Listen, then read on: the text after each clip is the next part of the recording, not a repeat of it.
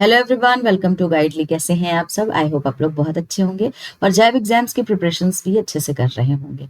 तो यहाँ पर मैं आज आप लोगों को पीपीबी का चैप्टर 9 पढ़ाने वाली हूँ, जिसका नाम है operational aspects of NRI business. ये पार्ट 1 है, 2 पार्ट में आपका ये चैप्टर आने वाला है, क्योंकि इसमें कुछ इंपॉर्टेंट कॉन्सेप्ट्स हैं जिनको हम आराम से पढ़ेंगे। तो एक सेशन में तो ये कंप्लीट नहीं होगा, इसलिए हम इसको 2 पार्ट में पढ़ेंगे, ठीक है। अपार्ट फ्रॉम दैट, मैं यहाँ पे आपको जो भी पढ़ाती हूँ, आपको टेलीग्राम चैनल पे इसका पीडीएफ मिल जाता है, तो आप लोग हमारे टेलीग्राम चैनल को ज्वाइन कर लीजिए। इसके अलावा मैं आपको बता दूं कि हमारे पेड बैचेस चल रहे हैं, तो जिनको भी हमारे पेड बैच को एनरोल करना है, लास्ट में मैं आपको एक नंबर प्रोवाइड करूंगी, आपको उस पर कॉल करके सारी जानकारी ले लेनी है। जितनी जल्दी हो सके आप लोग पेड बैच ज्वाइन कर ले, जिनको भी पढ़ना है, ठीक है।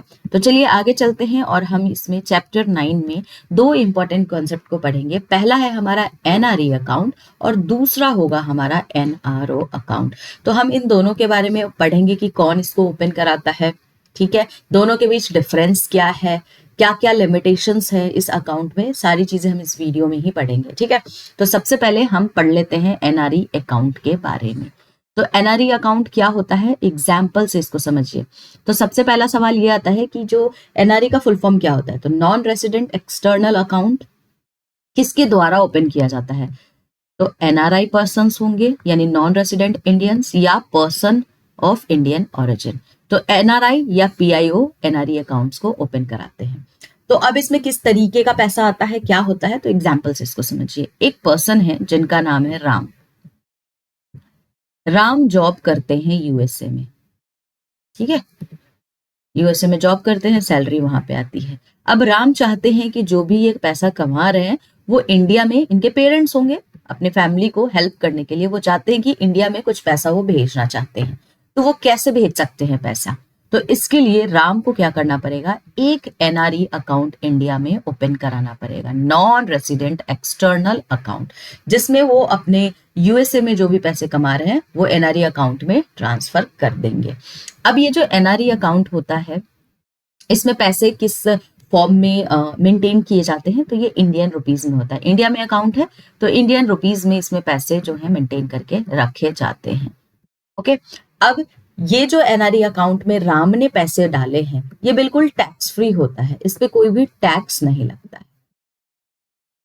तो ये टैक्स फ्री आप देखने को आपको मिलेगा। तो अब और भी जानकारी इसके बारे में थोड़ा सा ले लेते हैं, चलिए। तो यहाँ पर आप देखेंगे कि मैंने आपको पहले बता दिया है, एनआरआई जो भी पर्सन्स होंगे या पर्सन्स ऑफ इंडियन ओरिजिन, वही इसको ओपन कराते हैं। अब विद द ऑथराइज्ड बैंक, अब ये ऑथराइज्ड बैंक जो होगा आपका इंडिया में, जो भी आपका बैंक है ऑथराइज्ड इंडियन बैंक, उसमें आप इस अकाउंट को ओपन करते हो। अब कितने टाइप्स के अकाउंट्स ओपन किए जाते हैं, कितने टाइप्स ऑफ अकाउंट होते हैं एनआरई में? तो आप देखेंगे सेविंग अकाउंट होता है, करंट अकाउंट होता है, रेकरिंग आपका डिपॉजिट्स अकाउंट होगा और फिक्स डिपॉजिट अकाउंट होता है। तो ये चारों अकाउंट्स आप ओपन कर सकते हो।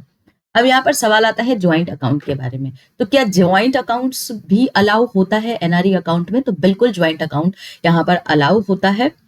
ज्वाइंट अकाउंट कैसे खुलता है? तो ज्वाइंट अकाउंट में 2 पर्सन्स ज्वाइंटली एक अकाउंट को ओपन करते हैं, राइट। तो यहाँ पर जो भी एनआरआई हैं या जो भी पीआईओ हैं, वो अपने जो भी रेसिडेंट रिलेटिव होते हैं, जैसे अब इसको एग्जांपल से समझिए, राम है, राम फॉरेन में जॉब कर रहे हैं, तो राम तो हो गए एनआरआई। अब ये चाहते हैं, इनके फादर हैं जो इंडिया में रह रहे हैं, तो अब ये चाहते हैं कि फादर के साथ मिलकर के इनको ज्वाइंट अकाउंट ओपन करना है। तो क्या ये ओपन कर सकते हैं? बिल्कुल कर सकते हैं। इस केस में क्या होगा, फॉर्मर और सर्वाइवर का केस बनेगा, यानी कि राम यहाँ पर फॉर्मर होगा और फादर इसके सर्वाइवर होंगे। तो अब क्योंकि ये हमने अकाउंट एनआरई अकाउंट्स में ज्वाइंट अकाउंट ओपन किया है, तो आपको पता ही है इंडिया में अकाउंट है। अब राम तो अब्रॉड में बैठा हुआ है, तो वो तो इस अकाउंट को चला नहीं सकता अभी। तो इसके जो फादर हैं वो इस अकाउंट को ऑपरेट करते हैं as the power of attorney holder, ठीक है, पीओए होल्डर, इसको आराम से ऑपरेट कर सकते हैं, ठीक है। अब यहाँ पर जो ऑपरेशनल मोड होता है यहाँ पर, तो क्या क्या होता है, यानी कि इस एनआरई अकाउंट में अगर अकाउंट ओपन किया जाता है तो क्या क्या आपको रेस्ट्रिक्शंस, क्या क्या बाउंडेशंस देखने को मिलते हैं, तो किस तरीके से आप इसको ऑपरेट कर सकते हो। तो सबसे पहले तो आप इसमें विड्रॉवल कर सकते हो, लोकल पेमेंट्स आप कर सकते हो, कोई दिक्कत नहीं है। अगर आप बाहर पैसा रेमिटेंस मतलब पैसे बाहर ट्रांसफर कर रहे हो एनआरआई अकाउंट होल्डर को, तो भी इसमें इजिली आप कर सकते हो। इन्वेस्टमेंट वगैरह अगर आप करना चाहते हो, जैसे म्यूचुअल फंड हो गया, स्टॉक मार्केट में इन्वेस्ट करना चाहते हो, तो ये सिर्फ आप इंडिया में कर सकते हो। ऐसा नहीं है कि इस पैसे का इस्तेमाल करके आप फॉरेन में इन्वेस्टमेंट करो, ये अलाउ नहीं होता है। इसके अलावा जो यहाँ पर रेसिडेंट रिलेटिव होता है, जो पावर ऑफ अटॉर्नी की तरह यहाँ पर काम करते हैं, वो उनके लिए क्या क्या रेस्ट्रिक्शंस है, तो वो मनी को, फंड को सेंड नहीं कर सकते हैं अब्रॉड, तो रिपाट्रिएट इसमें नहीं होता है। कोई गिफ्ट्स है वो सेंड नहीं कर सकते हैं in the form of money, या किसी भी अदर एनआरई अकाउंट में मनी को ट्रांसफर नहीं कर सकते हैं। ये पावर ऑफ अटॉर्नी पर्संस के लिए, पावर ऑफ अटॉर्नी होल्डर के लिए ये रेस्ट्रिक्शंस होते हैं। अब हम बात कर लेंगे कि क्या क्या परमिटेड होता है यहाँ पर ट्रांजेक्शन्स में और क्या क्या परमिटेड नहीं होता है। तो इसमें दोनों परमिटेड होता है, यानी इनवर्ड एंड आउटवर्ड रेमिटेंस दोनों कर सकते हो। यानी पैसे आप अब्रॉड से इंडिया में भी ला सकते हो। इनवर्ड का क्या मतलब होता है, इंडिया में अब्रॉड से पैसे आना, और आउटवर्ड का क्या मतलब हो गया कि इंडिया से पैसे बाहर जाना। तो ये जो है ट्रांजेक्शन्स इसमें परमिटेड होते हैं।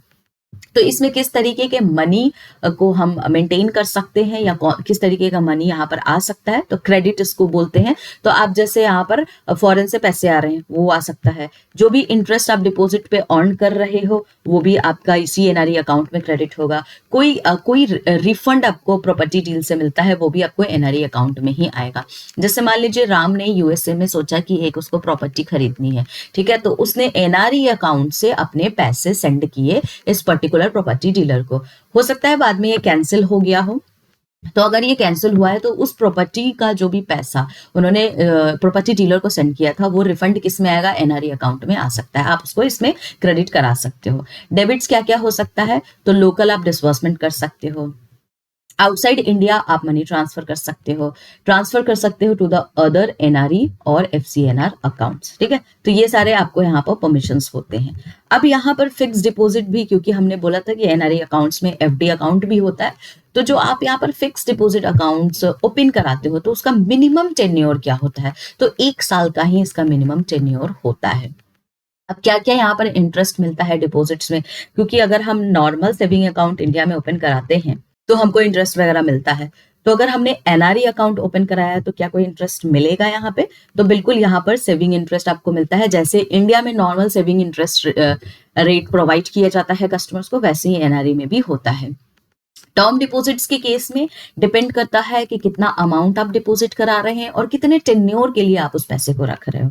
लेकिन जनरली आप देखेंगे जो इंडिया में आपको एफडी पे इंटरेस्ट दिया जाता है उससे कम ही आपको एनआरई अकाउंट होता है उसमें आपको मिलता है। जो भी सीनियर सिटीजन है, स्टाफ्स हैं, उनको ये बेनिफिट्स अलाउ बिल्कुल भी नहीं होता है। अगर आप इस केस में प्री मेच्योर विड्रॉवल्स कराते हैं तो उसमें आपको पेनल्टी लगती है as per the bank policy. Tax free है, टैक्स बेनिफिट्स है, टैक्स से ये बिल्कुल भी एग्जेम्प्टेड है। अब यहाँ पर ये होता है कि मान लीजिए डिपॉजिटर की डेथ हो जाती है तो ये पैसों का क्या होगा, तो जो भी इस नॉन रेसिडेंट के नॉमिनी होंगे, जब आप अकाउंट ओपन कराएंगे तो आपसे तो नॉमिनी पूछा जाता है, तो उस नॉमिनी को ये सारे के सारे बैलेंस ट्रांसफर कर दिए जाएंगे। लेकिन अगर ये जो नॉमिनी है अगर ये चाहता है कि ये अब्रॉड में पैसे इसको ट्रांसफर करने हैं तो उस केस में ये आरबीआई का उसको प्रायर अप्रूवल लेना पड़ेगा, तभी वो ट्रांसफर कर सकता है इस पैसे को, ठीक है। चलिए अब हम थोड़ा सा बात करते हैं लोन अगेंस्ट एनआरई डिपॉजिट। तो क्या हम लोन ले सकते हैं अगेंस्ट एनआरई डिपॉजिट्स अकाउंट? बिल्कुल ले सकते हैं। तो किस तरीके का लोन होता है, क्या होता है, loan in India, loan outside India, दोनों का केस यहाँ पर देखने वाले हैं।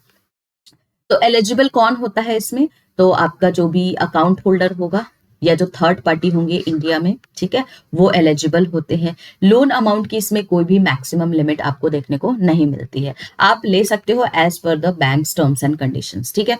इसके अलावा आपका क्या सैलरी है उन सारी चीजों को यहाँ पर कंसीडर्ड किया जाता है। मार्जिन की बात करूं तो अगेन मार्जिन का भी रिक्वायरमेंट आप तभी देख पाओगे जब कितने का आपने लोन लिया है, किस चीज के लिए आप लोन ले रहे हो, पर्पस क्या है आपका, तो as per the bank policy ये भी होता है।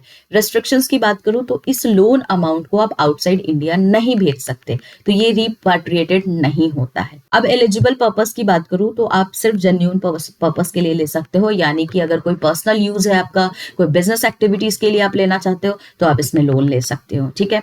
अगर आप इन्वेस्टमेंट पर्पस के लिए लोन्स ले रहे हो तो वो नॉन रिपाट्रिएशन होता है, मतलब अगर आप as per the FEMA guidelines आप इसको मनी को ट्रांसफर नहीं कर पाओगे। अगर इन्वेस्टमेंट के पर्पस के लिए लोन ले रहे हो तो इंडिया में ही ले सकते हो।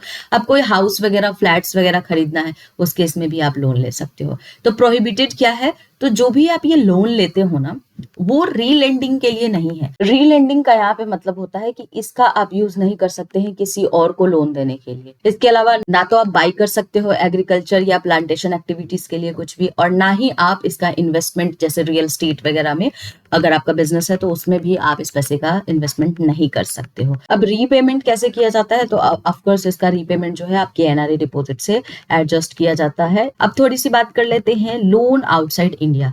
तो लोन अगर आउटसाइड इंडिया लेते हो तो सबसे पहले एलिजिबल कौन है यहाँ पर, तो आप यहाँ पर जो भी नॉन रेसिडेंट डिपोजिटर्स होते हैं और जो भी थर्ड पार्टीज होती है उनको यहाँ पर लोन्स गारंट किया जाता है। अगेन क्या पर्पस है आपका, यानी पर्सनल यूज के लिए ले रहे हैं, बिजनेस एक्टिविटीज के लिए ले रहे हैं, तो उस केस में लोन आउटसाइड इंडिया बिल्कुल एलिजिबल होता है। और लोन सेटलमेंट जो भी होता है आपका ऑथराइज्ड डीलर इसको परमिट करता है। तो इसको एग्जांपल से थोड़ा सा समझ लीजिए कि लोन आउटसाइड इंडिया किस तरीके से लिया जाता है। राम है, यूएसए में जॉब कर रहे हैं, ठीक है। अब उनको यूएसए में कोई प्रॉपर्टी खरीदनी है, उनका एनआरई अकाउंट है इंडिया में, इसमें उन्होंने कुछ अमाउंट डिपॉजिट करा रखे हैं, जैसे 50 लाख रुपए। अब वो चाहते हैं ये जो 50 लाख रुपए हैं उसको वो इन्वेस्ट करना चाहते हैं इस प्रॉपर्टी के लिए, ठीक है, यानी कि लोन आउटसाइड इंडिया। तो यहाँ पर इंडियन जो अकाउंट्स है, एनआरई अकाउंट है, उससे वो चाहते हैं कि हमको यूएसए में जो प्रॉपर्टी खरीद रहा हूं उस पर लोन मिल जाए। तो जो भी, जैसे मान लीजिए इनका XYZ किसी भी बैंक में अकाउंट होगा इंडिया में, तो ये जो बैंक है अगर फॉरेन में इसका ब्रांच है, XYZ बैंक का फॉरेन में अगर ब्रांच है, तो यहां से उनको लोन सैंक्शन कर दिया जाएगा, उनको लोन प्रोवाइड कर देगा अगेंस्ट देयर एनआरई अकाउंट जो इंडिया में है। अब राम अगर इस अमाउंट को रीपे नहीं कर पाता है तो उस केस में जो फॉरेन में XYZ बैंक है वो क्या करेगी, तो इंडिया में जो भी इनका एनआरई अकाउंट है उससे कॉम्पनसेट करेगी, उससे सेटल करेगी। सेम थर्ड पार्टी के केस में इसका एग्जांपल समझिए। जैसे राम है, यूएसए में रहते हैं, इनका भाई है श्याम जो दुबई में रहता है। अब श्याम को दुबई में कोई प्रॉपर्टी खरीदनी है और राम के एनआरई अकाउंट में आपको पता है कि 50 लाख रुपए हैं, तो क्या राम ये 50 लाख रुपए श्याम को दे सकता है प्रॉपर्टी खरीदने के लिए? तो बिल्कुल, जहां पर भी एनआरई जो भी XYZ अकाउंट है, XYZ बैंक अकाउंट है, बैंक है, अगर वो श्याम जहां पे रहता है, मान लीजिए श्याम दुबई में रहता है, तो दुबई में अगर सेम ब्रांच है XYZ बैंक का, तो वहां से अगेन लोन को सैंक्शन किया जा सकता है, लोन को डिसबर्स किया जा सकता है अगेंस्ट राम एनआरई अकाउंट जो इंडिया में है। अब क्या होगा, कल को अगर श्याम इस लोन को नहीं चुका पाएगा तो कॉम्पनसेट किससे किया जाएगा, सेटल किससे किया जाएगा, एनआरई अकाउंट से। तो लोन आउटसाइड जो इंडिया लिया जाता है वो इस तरीके से सेटलमेंट उसकी होती है। चलिए आगे अब हम बात कर लेते हैं NRO यानी नॉन रेसिडेंट्स ऑर्डिनरी अकाउंट के बारे में। तो क्या होता है, कौन कौन इसको ओपन कर सकता है, कैसे मेंटेन करते हैं इसको, ये सारी चीजें यहाँ पर समझ लेते हैं। तो यहाँ पर सीधा सा बात है कि जो पर्सन्स आउटसाइड इंडिया रहते हैं, इंडिया से जो बाहर हैं, वो एनआरओ अकाउंट को ओपन कराते हैं, या जो भी फॉरेन नेशनल्स हैं ऑफ नॉन इंडियन ओरिजिन जो विजिट करते हैं इंडिया में, विजिटिंग इंडिया, वो भी एनआरओ अकाउंट ओपन कराते हैं। किससे कराते हैं, जो भी आपका ऑथराइज्ड बैंक होता है और जो पोस्ट ऑफिस होते हैं इंडिया में, उनके थ्रू आप इनको क्या करते हो, अकाउंट्स को ओपन कराते हो। तो इसको भी एग्जाम्पल से समझिए। राम है, राम यूएसए में है, अब इंडिया में इनका घर है जिससे उनको हर महीने रेंट आता है 50,000, मान के चलिए कि 50,000 का रेंट आता है। तो इस रेंट को वो चाहते हैं कि जहां पे वो कमा रहे हैं यूएसए में, वहां पर उसको, उस मनी को चाहते हैं। तो इस केस में राम क्या करेगा, NRO non resident ordinary accounts open कराएगा, जिसमें ये जो इंडिया का रेंट है वो इस अकाउंट में आएगा, ठीक है। तो इसको हम एनआरओ बोलते हैं। तो ये इंडियन फॉर्म, इंडियन रुपीस में मेंटेन करके रखा जाता है। इस पे टैक्स लगता है। जैसे एनआरई में हमने देखा था फुल्ली टैक्स फ्री होता है, तो ये होता है आपका एनआरओ अकाउंट। एनआरई में क्या था, जो भी फॉरेन अर्निंग्स आती थी उसको हमको इंडिया में भेजना होता था, तो इसके लिए हमने एनआरई अकाउंट को ओपन किया था। एनआरओ अकाउंट के केस में क्या होता है कि जो हमको इंडिया में अर्निंग हो रही है उसको हम एनआरओ अकाउंट्स में डालते हैं। मतलब कि जहां पे भी हम रह रहे हैं, फॉरेन में रह रहे हैं, तो हमको एनआरओ अकाउंट, इंडिया का जो भी इनकम है हमको फॉरेन में मिलना चाहिए, इसके लिए हम एनआरओ अकाउंट खोलते हैं। तो बड़ा सिंपल सा आपका स्टेटमेंट है। आई होप आप लोगों को समझ में आ गया होगा। अब इसमें टाइप्स ऑफ अकाउंट, जैसे आपने एनआरई में देखा है वैसे ही एनआरओ में भी 4 टाइप्स के अकाउंट होते हैं। सेविंग है, करंट है, रेकरिंग है और टर्म डिपॉजिट है। अब ज्वाइंट अकाउंट के केस में सेम जैसे आपने एनआरई अकाउंट में देखा था, वैसे ही आपको इसमें भी देखने को मिलता है। फॉर्मर और सर्वाइवर का केस होता है। जैसे राम है, यूएसए में रह रहे हैं, उनके फादर इंडिया में है, दोनों मिलकर यहाँ पर ज्वाइंट अकाउंट को ओपन कर सकते हैं। इसके अलावा टेन्योर की बात करूं तो हमने एनआरई अकाउंट में जो टेन्योर देखा था वो एफडी का क्या था, मिनिमम 1 साल था। यहां पर जो मिनिमम आप देख रहे हो 7 डेज होता है। ठीक है, चलिए। और यहाँ पर इंटरेस्ट की बात करें तो सेम जैसे हमने एनआरई अकाउंट में देखा है वैसे ही यहाँ पर भी होता है कि सेविंग डिपॉजिट्स के केस में जो भी आपका डोमेस्टिक सेविंग अकाउंट में इंटरेस्ट दिया जाता है सेम इसमें होता है। तो सेम टर्म डिपॉजिट के भी केस में कितने टेन्योर के लिए आप रख रहे हो, कितना अमाउंट डिपॉजिट करा रहे हो, ये सारी चीजों के हिसाब से ही लगता है। इसके अलावा आपको जो टर्म डिपॉजिट्स होते हैं उसमें ऑफकोर्स आपको जो भी आपको डोमेस्टिक टर्म डिपॉजिट्स का रेट होता है उससे लेस ही मिलता है। ठीक है, कोई भी एडिशनल आपका रेट्स अलाउ नहीं होता है फॉर द स्टाफ और सीनियर सिटीजन। सेम देख रहे होगे जैसा हमने एनआरई अकाउंट में पढ़ा है। इसके अलावा यहाँ पर जो देखते हैं सेविंग अकाउंट में जो इंटरेस्ट वगैरह होता है वो कैसे पे किया जाता है, तो क्वार्टरली और शॉर्टर इंटरवल पे आपको पेमेंट किया जाता है। अब यहाँ पर परमिशनल ट्रांजेक्शंस की बात कर ले तो यहाँ पर भी अगेन इनवर्ड आउटवर्ड दोनों रेमिटेंस होता है। तो किस तरीके के पैसे को आप क्रेडिट करते हो एनआरओ अकाउंट में, तो इनवर्ड रेमिटेंस होता है। ठीक है, जो कि आप अब्रॉड से जो इंडिया पैसा आता है, अगर ड्यू है कुछ इंडिया में जैसे कि रेंट वगैरह हो गया, डिविडेंड्स हो गया, तो वो सब भी आप इसमें क्रेडिट करा सकते हो। जो ट्रांसफर्स हुए हैं अदर एनआरओ अकाउंट से वो भी पैसा यहाँ पे क्रेडिट हो सकता है।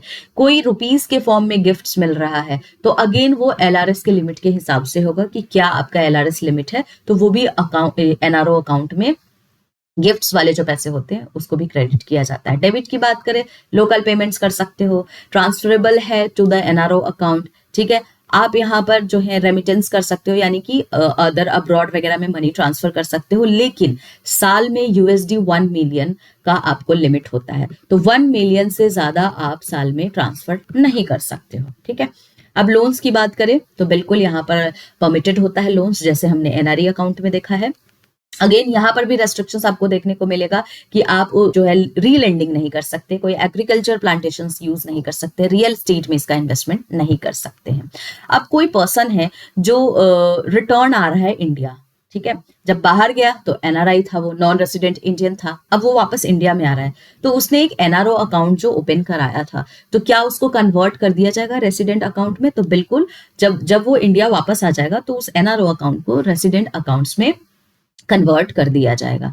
अगर कोई पर्सन का रेसिडेंट अकाउंट है और वो फॉरेन में जा रहा है जॉब के लिए, पढ़ने के लिए, किसी भी पर्पस के लिए अगर जा रहा है, तो क्या उस रेसिडेंट अकाउंट को हम एनआरओ में कन्वर्ट कर सकते हैं? तो बिल्कुल वो भी अकाउंट एनआरओ में कन्वर्ट हो जाता है। ठीक है, अब यहाँ पर जो पावर ऑफ अटॉर्नी होल्डर्स के बारे में बोला है कि वो यहाँ पर कौन कौन से ऑपरेशंस कर सकते हैं, क्योंकि अगर आपने ज्वाइंट अकाउंट ओपन कराया है, ठीक है, आप एनआरओ हो और आपके फादर इंडिया में रहते हैं, आपने ज्वाइंट अकाउंट ओपन कराया, तो वो जो आपके फादर हैं वो क्या हो गए? पावर ऑफ अटॉर्नी होल्डर हो गए। तो वो लोकल पेमेंट्स कर सकते हैं, ठीक है, और remittance to NRI, abroad money transfer हो सकता है। तो यहाँ पर ये इस तरीके के ऑपरेशंस को कर सकते हैं। तो आपको दोनों के बीच सेम ही डिफरेंस देखने को मिला है, बस आपको इसमें एफडी के केस में आपने देखा होगा 7 डेज है एनआरओ में, और एनआरई में 1 ईयर है। अपार्ट फ्रॉम दैट एनआरई जो अकाउंट होता है, जो फॉरेन में आप पैसा कमाते हो उसको इंडिया भेजना चाहते हो तो एनआरई अकाउंट को ओपन कराते हो। और एनआरओ अकाउंट क्या होता है कि जो भी इंडिया में आप अर्न कर रहे हो वो फॉरेन में मंगाना चाहते हो तो एनआरओ अकाउंट को ओपन करते हो। दोनों के बीच डिफरेंस क्या है? तो दोनों के बीच डिफरेंस ये है कि ये बिल्कुल एनआरई टैक्स फ्री होता है और एनआरओ आपका टैक्सेबल होता है। बाकी मैंने आपको लिमिटेशंस बता दिए हैं। तो इससे एग्जाम्स में आपके क्वेश्चंस पूछे जाते हैं। तो चलिए इससे रिलेटेड कुछ क्वेश्चंस भी कर लेते हैं। तो पहला क्वेश्चन है, who can open an NRE account? Only Indian resident, only foreign nationals, NRI and PIO, any person with an Indian bank account. तो इसका करेक्ट आंसर क्या होगा? NRI and PIO is the correct answer. Next है, which type of account can be open under NRE scheme? किस तरीके के account open होते हैं? सिर्फ saving account, saving, current, recurring और FD, only FD, only RD. तो option B is the correct answer. ये चारों अकाउंट्स ओपन होते हैं। अब बात करते हैं, is there any monetary limits on the loans granted against NRE deposit? कोई लिमिट है क्या इसमें? 50 लाख, 1 करोड़, 2 करोड़ या नो लिमिट? तो इसमें option D is the correct answer, no limit होगा। Who can open an NRO account? कौन ओपन कर सकता है? Only NRI, any person resident outside India and the foreign nationals of the non-Indian origin visiting India, या only Indian citizen, या only companies registered in India. तो क्या होगा इसका करेक्ट आंसर? बी होगा, any person resident outside India and the foreign nationals of the non Indian origin visiting India. ठीक है, ये तो मैंने आपको बताया था। चलिए एक और क्वेश्चन करते हैं। Can an NRI open a joint NRO account with a resident Indian? Yes, on a former or survivor basis. No, only NRI can be a joint holder. Only if RBI permits, या only for a specific purpose. क्या होगा correct answer? खोल सकते हैं बिल्कुल, farmer और survivor का इसमें बेसिस लगता है। Same for the NRE account. ठीक है, तो ये आपके कुछ इंपॉर्टेंट क्वेश्चंस थे, मैंने आपको बता दिया है। कोई भी डाउट होगा तो कमेंट सेक्शंस में आप लोग पूछिएगा। और अगर आपको चीजें समझ में आ रही है, लग रहा है कि हाँ बिल्कुल अच्छे से मैम समझा पा रही हैं, तो आप इसको सब्सक्राइब कर लीजिए। कमेंट सेक्शंस में आप लोग कमेंट भी कर सकते हैं, लाइक कीजिए, शेयर कीजिए। और ये रहा गिवन नंबर, जिसपे अगर आपको पेड बैच के बारे में जानना है तो आप कॉल करके जान सकते हैं। ठीक है, तो चलिए बढ़िया तरीके से यहाँ पर एग्जाम्स के प्रिपरेशन कीजिए। मिलते हैं नेक्स्ट वीडियो में नेक्स्ट टॉपिक के साथ।